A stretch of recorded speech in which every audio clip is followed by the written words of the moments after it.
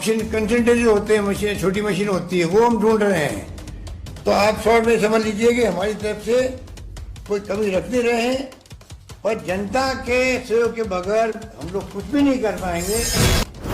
ये मैं आपको बार बार कह रहा हूँ, ये अच्छी जो मिली है। कोरोना वायरस के बढ़ते संक्रमण के बीच राजस्थान में 18 से 44 साल के लोगों का टीकाकरण शुरू हो रहा है।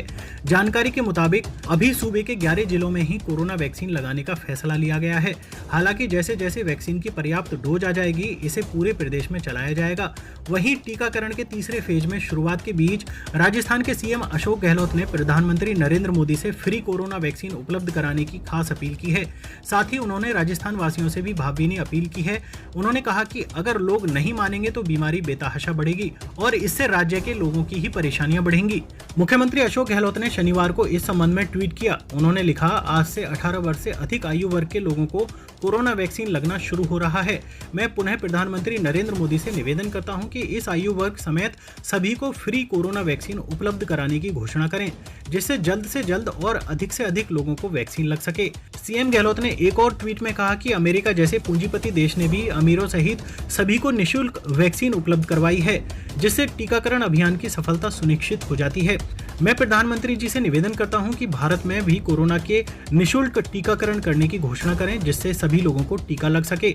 मुख्यमंत्री ने कहा कि हमारे देश में बचपन से लेकर बड़े होने तक BCG, polio, hepatitis B, pentavalent rotavirus, measles, rubella, जापानी बुखार, डीपीटी, टिटनस और न्यूमोकोकल वैक्सीन समेत 12 टीके निःशुल्क लगाए जाते हैं। इसी का परिणाम है कि अधिकाधिक बच्चे इन बीमारियों से सुरक्षित हो पाते हैं। उन्होंने कहा कि आज तक किसी भी सरकार ने महामारी की वैक्सीन के दाम तय नहीं किए। सभी सरकारों ने ऐसी वैक्सीन फ्री में लगाई हैं, तो मोदी जी भी वैक्सीन फ्री में मुहैया करवाएं और वैक्सीनेशन का कार्य तेज गति से करवाएं। कोरोना वायरस के बढ़ते मामलों को देखते हुए गहलोत सरकार ने लॉकडाउन जैसी पाबंदियों को 17 मई तक बढ़ाने का फैसला लिया है। इसे महामारी रेड अलर्ट जन अनुशासन पखवाड़ा नाम दिया गया है। नई गाइडलाइंस जारी होने के बाद मुख्यमंत्री ने लोगों से खास अपील की है। उन्होंने ट्वीट कर कहा कि कोरोना की इस भयावह दूसरी वेव के दौरान जिन लोगों की शादियां हैं, उनसे अपील है कि फिलहाल अपनी शादी टाल दें। अभी शादी में खुशियों से अधिक कोविड की चिंता लगी रहेगी। इस महामारी पर विजय पाने के लिए कोविड संक्रमण की चैन को तोड़ना जरूरी है, जो शादी में आने वाले भीड़ से संभव नहीं होगा। राजस्थान से खबर 24 एक्सप्रेस के लिए जगदीश जी तेली की रिपोर्ट। ऑक्सीजन कंसंट्रेटर होते हैं, मशीन छोटी मशीन होती है, वो हम ढूंढ रहे हैं। तो आप शॉर्ट में समझ लीजिए कि हमारी तरफ से कोई कमी रख नहीं रहे हैं, और जनता के सहयोग के बगैर हम लोग कुछ भी नहीं कर पाएंगे। ये मैं आपको बार बार कह रहा हूँ, ये अच्छी जो मिली 18 साल वाली, ये सिर्फ 3-3.5 लाख की अभी आई है वैक्सीन आई है।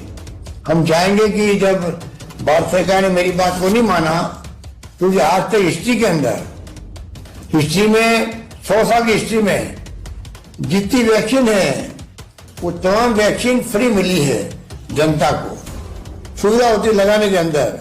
तो दुर्भाग्य से अभी भारत सरकार ने अग्री नहीं किया है। आज सुबह मैंने ट्वीट किया प्रधानमंत्री जी को टैग करके, अभी भी समय है कि आप 60+, 45+ की तरह इसको भी आप फ्री कर दीजिए। किसी से पैसा मांगे वो भी अच्छा नहीं, प्राइवेट सेक्टर वाले। हम चाहते हैं वैक्सीन फ्री होती है। आज तक 8-10 तरह के मैंने वैक्सीन का नाम लिखा उसके अंदर, मेरे ट्वीट के अंदर, कि मैंने कहा कि आप जो है आज तक वैक्सीन फ्री हुई है, इसको वैक्सीन फ्री करो। ये तो उनसे बड़ी महामारी हमारे लिए हो गई। तुमने सुना ही है स्पेनिश फ्लू के बारे में, जहाँ करोड़ों लोग मारे गए थे। हमारी तो महामारी जो वर्तमान वाली है कोरोना, बड़ी खतरनाक है, तो वो अलग बात है। पर जैसे जैसे मिलेगी, हमने कह दिया हम खुद, सरकार नहीं कर रही, भारत सरकार, तो 3,000 करोड़ रुपए हम खर्च करेंगे। हमने नहीं कहा, अगर आप पहले हमें कह देते हम अपने बजट में रख देते। पहले आपने कहा नहीं, आपने 35,000 करोड़ रुपए रखा अपने बजट में, तो हमने देखा फ्री देंगे। अब आपने कहा तो हमें अपना बजट डिस्टर्ब करना पड़ रहा है, तो हम लोग इसका रास्ता निकालेंगे।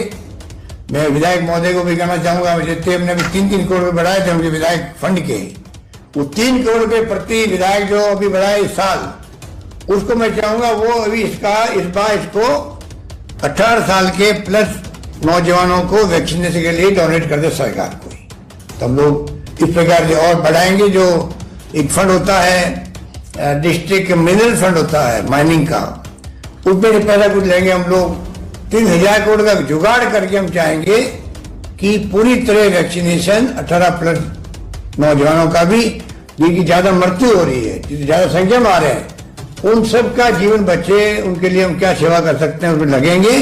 तो पैसे की कमी नहीं आएगी, कम पड़ेगा तो हम और अपने बजट में देंगे, कुछ भी करेंगे, कुछ काम और कम करेंगे, और सबको वैक्सीन लगाएंगे। आप लोग जैसे जैसे आपको इतना मिले आप आते जाए, तो भीड़ इकट्ठी करने की जरूरत नहीं है, वैक्सीन जितनी आएगी उतनी लगा पाएंगे। इसलिए आज राजस्थान में जयपुर, जोधपुर और अजमेर ज्यादा मौतें हो रही है, उसको पहले लिया है। कल परसों में 10-12 जिले और जुड़ जाएंगे। इस प्रकार से राजस्थान पर हम जोड़ करके हम चाहेंगे सबका वैक्सीनेशन में हम आगे हैं। आपको यहाँ खुशी होगी, पहले फेज जो 60 प्लस 45 प्लस के अंदर भी देश में नंबर 1 राजस्थान है, जो अभी आपको स्वास्थ्य मंत्री ने बताया। तो राजस्थान में 5,81,000 पर डे वैक्सीन किसी ने नहीं करी, हमने करी। फ्री वैक्सीन की कमी पहले भी रही है, जब भारत सरकार आती तब भी रही है। अब तो हम लोग निर्भर हैं कि कंपनी की मर्जी पर है कितनी वैक्सीन वो हमें देता है, खरीदते हम खरीदेंगे।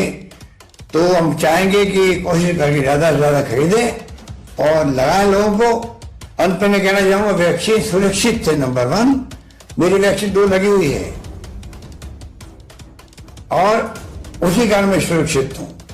अनुभव कह रहा है कि जो वैक्सीन लगी जिनके 2, अभी हमारे 45 डॉक्टर और रेजिडेंट डॉक्टर वैक्सीन लग चुकी थी, वो सब वापस कोरोना के पॉजिटिव आ गए थे। परंतु 45 आराम से घर पे रह करके बिना कोई तकलीफ के माइल्ड होता है अटैक कोरोना का, जिंदगी बच जाती है, मृत्यु दर 0 हो जाती है। तो कम से कम वैक्सीन लगाना इसलिए जरूरी है, कम से कम मृत्यु दर 0 रहे, मृत्यु की तरफ कोई नहीं जाए। ये वैक्सीन का फायदा बहुत बड़ा है। ये बात कहता हुआ मैं आपका, वैसे मैं कहूँ इतना कम है, पर मैं चाहता हूँ कि आप मेरी बातों को समझ गए होंगे। और प्लीज आप कृपा करके आम जनता के सहयोग के बगैर, और टोकने को मैंने आपको इसलिए कहा है कि बेवकूफ़ी कर जाते हैं, मास्क लगाते नहीं हैं, मास्क लटका देते लगा करके शौक के अंदर। मास्क का प्रॉपर तरीका होता है नाक तक मास्क लगा रहे, नाक तक। घर के अंदर बैठे थे मास्क लगाने की अभी एडवाइस जारी हुई है केंद्र से भी। एक्सपर्ट कहते हैं कि हवा में आ गया, ये कोरोना हवा में आ गया है, घर के अंदर हो तब भी आपको ये मास्क लगाना है। डबल मास्क की बात हमें लग गई है, अब आपके ऊपर है। मैं भी मीटिंग बैठता हूँ तो बिना मास्क बैठता हूँ। मुझे कई लोग कहते हैं कि आप मास्क क्यों लगाते, मैं तो अभी मीटिंग बैठा हूँ, कल बैठा हूँ। पर कहने का मतलब है घर में हवा में मास्क लगाना जरूरी है। और मैं भी जल गया हूँ, हो सकता है उसका जिला हूँ, तो कृपा करके ये मास्क लगाना बहुत जरूरी हो गया है। डबल मास्क लगा तो और भी अच्छा है, आप पूरी तरह सुरक्षित रहोगे। एक बार कोरोना होने के बाद में लंग्स में पहुंचता है जल्दी, आजकल 3-4 दिन में। आपके सिम्टम आते ही, सिम्टम नहीं आए तो चिंता मत करो, सिम्टम आते ही आप डॉक्टर से बात करें, इलाज शुरू करवाएं, CT स्कैन करवाएं। CT स्कैन से मालूम पड़ता है कि वास्तव में आपको कोरोना हो गया कि नहीं हो गया है। तो सब बातें जो है आपको ध्यान रखना है। और मैं समझता हूँ कि ये मास्क ही बचाव है, हमारा बहुत बड़ा बचाव है। मास्क के लिए प्रूफ है कि इससे पूरी तरह संक्रमित होने से बच सकता आदमी। तो ये मैं आपको कह के आपको बहुत शुक्रिया अदा करता हूँ, आपने पूरा भाग लिया। इतनी बड़ी संख्या में आपने लाखों लोग सुन रहे हैं अभी, सुना उसको, मेरी बातों को। मैं उम्मीद करता हूँ कि आप उस पर पूरा अमल करेंगे।